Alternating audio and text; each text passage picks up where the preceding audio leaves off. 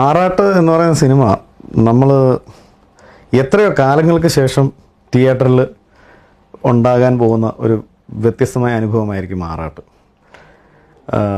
ലാലേട്ടൻ്റെ ഒരു one man ഷോയാണ് cinema. അതിലൊത്തിരി താരങ്ങൾ അഭിനയിക്കുന്നുണ്ട്. പക്ഷേ ആത്യന്തികമായി നമ്മൾ ഇന്നും ഞാൻ അഭിനയിക്കുമ്പോൾ പറയാം, എനിക്ക് ഡയലോഗൊക്കെ ഉണ്ട്, സീൻ ത്രൂ ഔട്ട് ഒരു മുക്കാൽ ഭാഗവും ഞങ്ങളുടെ ക്യാരക്ടേഴ്സ് സീനിലുണ്ട്.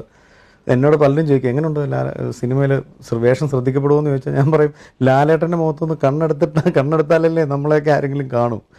അതുപോലത്തെയാണ് അവസ്ഥ. ലാലേട്ടനിൽ നമ്മൾ ഇഷ്ടപ്പെട്ടിട്ടുള്ള ലാലിസങ്ങൾ, കുസൃതി, തമാശ, ഡയലോഗ്, ദേഷ്യപ്പെടൽ,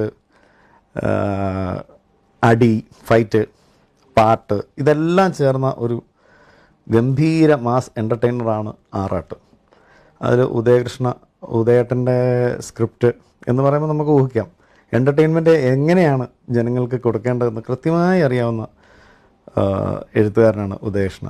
അതോടൊപ്പം തന്നെ ഉണ്ണിസാറിൻ്റെ സിനിമകളിൽ എപ്പോഴും ഒരു സസ്പെൻസ് എലിമെൻറ്റ് കീപ്പ് ചെയ്യുന്ന സിനിമകളാണ് ഉണ്ണിസാർ ചെയ്തിട്ടുള്ളത്. പക്ഷേ ആറാട്ടിൽ അതുപോലത്തെ ഒരു സസ്പെൻസ് എലിമെൻ്റ് ഉണ്ട്. പക്ഷേ അതിനേക്കാൾ ഉപരി ഉണ്ണിസാർ ഒരു മാസ് ഫിലിം മേക്കർ എന്നുള്ള രീതിയിൽ എല്ലാ മസാലയും ചേർത്തടിക്കുന്ന സിനിമയാണ് ആറാട്ട്.